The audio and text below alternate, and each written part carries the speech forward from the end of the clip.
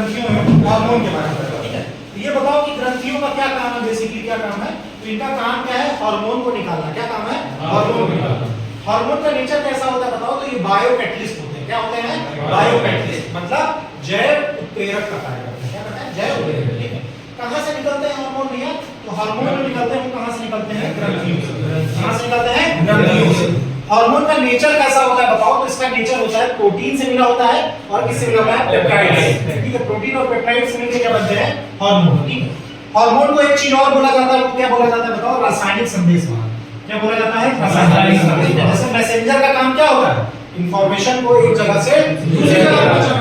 वैसे हार्मोन क्या करेंगे? हमारी बॉडी में कोई भी सूचना होगी, हमें भूख लग रही है, वो सूचना पहुंचाने का काम कौन करेगा? हार्मोन, ठीक है। हमें प्यास लग रही है, वो सूचना पहुंचाने का काम कौन करेगा? हार्मोन। तो हार्मोन का बेसिक नेचर क्या है बताओ? ये रासायनिक संदेश वाहक है, ठीक है। फिर उसके बाद हम देखेंगे कि एंजाइम भी होते हैं हमारी बॉडी में। एंजाइम क्या होते हैं बताओ? सबसे पहली चीज तो बताओ, एंजाइम निकलते कहां से हैं? तो बायसारी ग्रंथि से। कहां से निकलते हैं? बायसारी ग्रंथि, ठीक है। इनकी प्रकृति भी कैसी होती है बताओ? तो जैव उत्प्रेरक। कैसी होती है? जैव उत्प्रेरक, ठीक है। एंजाइम क्या काम करते हैं तो बताओ? प्रोटीन जैसे शरीर की वृद्धि में सहायक होता है, वैसे ही प्रोटीन के साथ मिलकर एंजाइम क्या करते हैं? तो बॉडी की ग्रोथ में हेल्प करते हैं। क्या हेल्प करते हैं? बॉडी की ग्रोथ, ठीक है, शरीर की वृद्धि में सहायक होते हैं। अब आओ बेसिक फंक्शन हम देखते हैं किसके बारे में? ग्रंथियों के बारे में। किसके बारे में देखते हैं? ग्रंथियों के बारे में। तो ग्रंथियां हम देखते हैं सबसे पहली चीज कि ग्रंथियां कितने प्रकार की होती हैं बताओ? 3 प्रकार की। कितने प्रकार की? 3 प्रकार।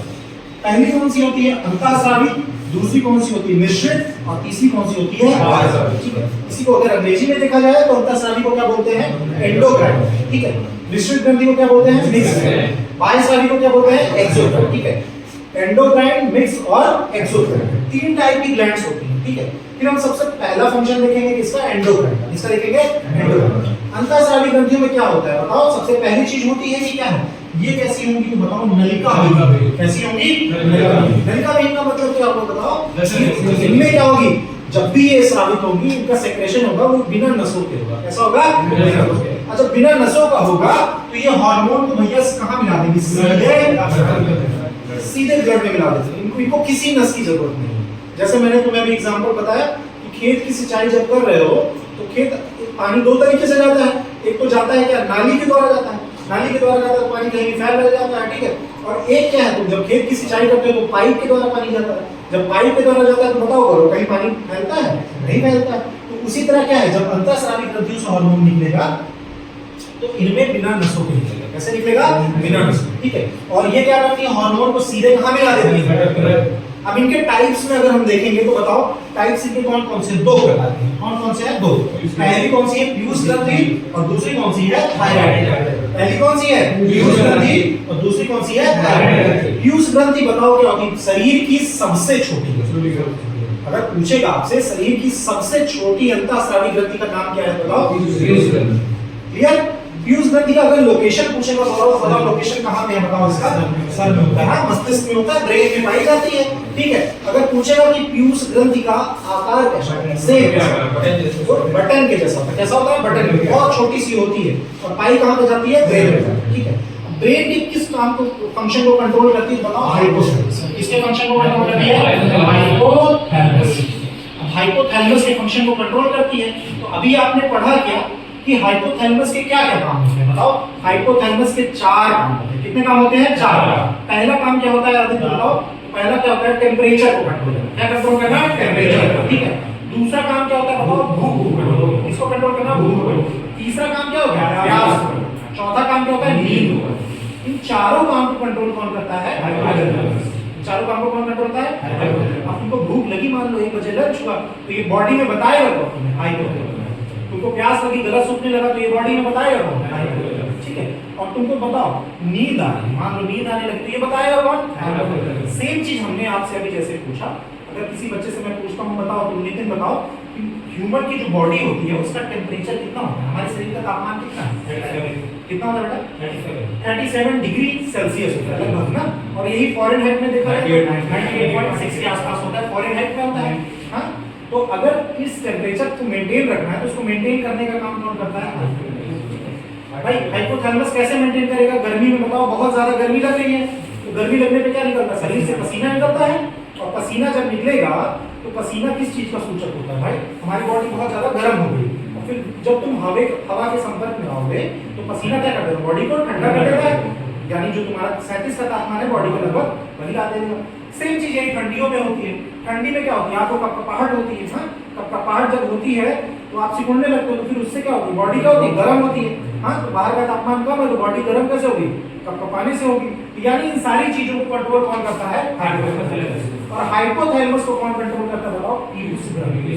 कौन करता है, पीयूष ग्रंथि। और पीयूष ग्रंथि कहाँ पाई जाएगी, दूसरी चीज हमने क्या पढ़ा कि पीयूष ग्रंथि क्या होती है, बॉडी की सबसे छोटी ग्रंथि। क्लियर है यहाँ तक सभी को, ठीक है। फिर हमने देखा कि इसमें दूसरी अंतःस्रावी ग्रंथि कौन सी है, थायराइड। कौन सी है, थायराइड। थायराइड ग्रंथि की लोकेशन कहाँ पे बताओ, कहाँ पे जाती है, गले। और देखा जाएगा कि अगर थायराइड का आकार कैसा होता है, किस आकार की होती है। थायराइड ग्रंथि कौन सा हार्मोन निकालती है, थायरॉक्सिन। कौन सा निकालती है, थायरॉक्सिन का काम क्या होता है बताओ बॉडी में, इंसान अधिक मोटा हो गया तो उसको बोलते हैं ना कि हाइपरथायरॉइडिज्म हो गया उसको, ठीक है। और पतला हो गया तो उसको क्या बोलते हैं, हाइपोथायरॉइडिज्म। तो इन दोनों चीज को कंट्रोल करने का काम किसका होता है, क्लियर हो कि नहीं क्लियर, ठीक है। फिर हम दूसरे फंक्शन में देखते हैं कौन सी है बताओ, मिश्रित ग्रंथि है। मिश्रित ग्रंथि कैसी होती है, नलिका युक्त भी होती है और नलिका विहीन होती है, ठीक है। ये हार्मोन को कैसे ले जाएगी बताओ, मिश्रित ग्रंथि। अब मिश्रित ग्रंथि के हम प्रकार में देखेंगे तो कौन कौन से प्रकार है बताओ, अग्नाशय, अंडाशय और वृषण। अग्नाशय की अगर अंग्रेजी देखी जाए तो इसको क्या बोलते हैं इंग्लिश में, पैंक्रियास। फिर इसको क्या बोलते हैं, ओवम। और इसको क्या बोलते हैं, टेस्टिस। तो ये तीनों ग्रंथियां कैसी हैं बताओ, अग्नाशय ग्रंथि का अगर हम बेसिक फंक्शन देखें इसका काम क्या होता है बताओ, शरीर में जो शुगर होती है, शुगर को कंट्रोल करने का काम किसका होता है, अग्नाशय। और अग्नाशय ग्रंथि सबसे मेन चीज बताओ कि क्या निकालती है, इंसुलिन निकालती है। कौन सा हार्मोन निकालती है, इंसुलिन। और इंसुलिन ही क्या करता है बताओ, हमारी डायबिटीज को क्या करता है, कंट्रोल करता है। इसीलिए कभी कभी हम देखते हैं किसी इंसान को डायबिटीज हो जाती है तो उसको कौन सा इंजेक्शन लगाया जाता है, इंसुलिन, ठीक है। तो इंसुलिन ही क्या करेगा बताओ, शुगर को क्या करेगा, क्लियर है यहाँ तक सभी को। और अग्नाशय के बारे में एक फैक्ट और हम देखते हैं, ये कैसी ग्रंथि होती है बताओ, सबसे बड़ी मिश्रित ग्रंथि का नाम क्या है। अच्छा, एक क्वेश्चन आपसे पूछ रहा हूँ, बताइएगा शरीर की सबसे बड़ी ग्रंथि कौन सी है, कौन सी है। अगर पूछेगा शरीर की सबसे बड़ी ग्रंथि का नाम पूछेगा तो कौन सी है, ठीक है। फिर दूसरा मैंने बताया अंडाशय बताया, तीसरा कौन सा बताया, वृषण। अगर वृषण का हम फंक्शन देखें तो इसको इंग्लिश में क्या बोलते हैं बताओ, टेस्टिस। क्या बोलते हैं, टेस्टिस। और टेस्टिस के द्वारा बताओ कौन सा हार्मोन निकलता है, टेस्टोस्टेरोन। कौन सा हार्मोन निकलता है, टेस्टोस्टेरोन। और टेस्टोस्टेरोन हार्मोन किस में हेल्प करता है बताओ, स्पर्म इजैक्युलेशन। इसमें भी हेल्प करता है, स्पर्म, ठीक है। तो यहाँ तक आपको क्लियर है सारी चीजें। और वही देखा जाए अंडाशय ये किसमें पाई जाएगी तो बताओ, महिलाओं में पाई जाएगी, ठीक है, महिलाओं में पाई जाएगी, ठीक है। तो सेम फंक्शन जो यहाँ पे है तो वही महिलाओं में ये ग्रंथि अंडाशय किससे जुड़ी हुई होती है बताओ, काउपर से। किससे जुड़ी होती है, काउपर। क्लियर है यहाँ तक अभी, ठीक है। फिर तीसरे फंक्शन को हम देखेंगे, क्या देखेंगे, एक्सोक्राइन, ठीक है, बायस्रावी, जो कि तीसरी टाइप की ग्लैंड है। इसमें बताओ नलिका पाई जाएगी या नलिका नहीं पाई जाएगी, पाई जाएगी, यानी नसें क्या होगी, पाई जाएंगी। ये जब भी हार्मोन को निकालेंगे, बेसिकली इनका फंक्शन क्या होगा, एंजाइम को निकालने का, तो ये बताओ सीधे रक्त में ले जाएंगे कि नहीं ले जाएंगे, बिल्कुल ले जाएंगे। जब नलिका पाएंगे तो सीधे क्या ले जाएंगे, रक्त में ले जाएंगे। अब इनके फंक्शंस देखें कितने टाइप की होती हैं, तो ये 4 प्रकार की होती है। कितने प्रकार की होती है, 4। कौन कौन सी है बताओ, एक है अश्रु ग्रंथि, दूसरी कौन सी है, दुग्ध ग्रंथि, तीसरी कौन सी है, लार ग्रंथि, चौथी कौन सी है, श्वेत ग्रंथि। इनको इंग्लिश में अगर देख लिया जाए तो अश्रु ग्रंथि कौन सी है बताओ, लैक्राइमल ग्लैंड, ठीक है। दुग्ध ग्रंथि कौन सी है, मेमरी ग्लैंड। लार ग्रंथि कौन सी है, सलाइवरी ग्लैंड। श्वेत ग्रंथि कौन सी है, श्वेत ग्रंथि, ठीक है। अब अश्रु ग्रंथि का अगर लोकेशन देखा जाए तो सपन बताओ इसका लोकेशन कहाँ पे होगा, आंखों में होगा। कहाँ पे होगा, आंखों में। और ये निकालती क्या है बताओ, अश्रु। क्या निकालती है, अश्रु, ठीक है। उसके अलावा दुग्ध ग्रंथि का लोकेशन क्या है तो बताओ, मैमल्स में पाई जाती है, ठीक है, खासकर फीमेल्स में पाई जाएंगी, डेवलप्ड होंगी। इनका काम क्या होगा तो नाम से ही जाहिर है, ये क्या निकालती है बताओ, मिल्क। क्या निकालती है, मिल्क, ठीक है। और लार ग्रंथि जो कि सलाइवरी ग्लैंड कहाँ पे पाई जाती है, मुख में पाई जाती है। तो मुख में कहाँ पाई जाती है लार ग्रंथि, मुख के अंदर पाई जाती है, ठीक है। और ये भी कितने प्रकार की होती है, याद रखना ये कितने प्रकार की होती है, 3 प्रकार की। कितने प्रकार की होती है, 3 प्रकार, ठीक है। उसके बाद हम देखते हैं चौथी ग्रंथि कौन सी है, श्वेत ग्रंथि। श्वेत ग्रंथि का मुख्य काम क्या होता है बताओ, शरीर में पसीना निकालना। क्या निकालना, पसीना निकालना। और पसीना जो निकलता है श्वेत ग्रंथि से, उस ग्रंथि का क्या नाम है, सेबेसियस ग्रंथि। क्या नाम है, सेबेसियस ग्रंथि। याद रखिएगा इसका नाम क्या है, सेबेसियस। तो ये आज हमने पढ़ा क्या है, ग्रंथियों के बारे में बेसिक सारे फंक्शन, ठीक है। क्लियर है सभी को, इसमें किसी को कोई डाउट है, इसके बारे में डिटेल हम पढ़ेंगे अपने अगली क्लास में, ठीक है। तब तक के लिए जय हिंद। जय